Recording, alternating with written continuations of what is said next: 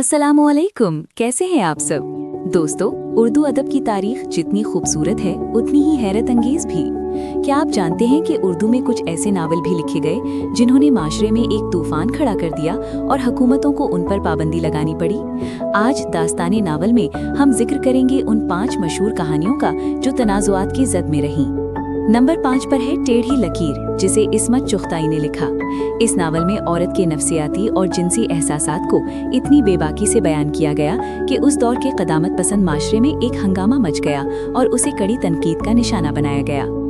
Number 4 पर बानो कुद्सिया का शोहराए फाक novel राजा डेद दाता है। अगरचे इस पर मुकम्मल कानूनी पाबंदी तो नहीं थी, लेकिन इसके नज़रियात, खास तौर पर रिज़्क़े हराम और इंसानी जिबिल्लत के फ़लसफ़े पर अदबी हलकों में शदीद बहस हुई और इसे कई बार मुतनाज़िह करार देने की कोशिश की गई। नंबर 3 पर जिक्र है कुर्रतुल ऐन हैदर के शाहकार आग का दरिया का।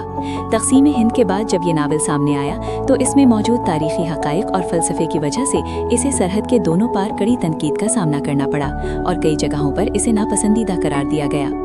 नंबर 2 पर सादत हसन मंटो के अफसाने और उनकी तहरीरें हैं। अगरचे मंटो ने मुकम्मल नावल कम लिखे, लेकिन उनकी कहानियों जैसे बू और ठंडा गोश्त पर इस कदर पाबंदियां लगीं कि उन्हें बार बार अदालतों के चक्कर लगाने पड़े। उन पर फहाशी के इल्ज़ामात लगे, लेकिन मंटो का कहना था कि वो वही लिखते हैं जो माशरे में होता है। और नंबर 1 पर वो किताब है जिसने आलमी सतह पर हंगामा बर्पा किया, यानी अंगारे।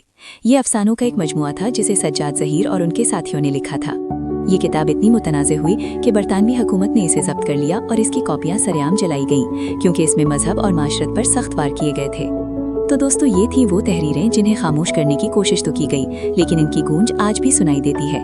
आपके ख्याल में क्या किसी किताब पर पाबंदी लगाना दुरुस्त है? कॉमेंट्स में अपनी राय जरूर दें और दास्ताने नावल को सब्सक्राइब करना मत भूलिएगा। अल्लाह हाफिज।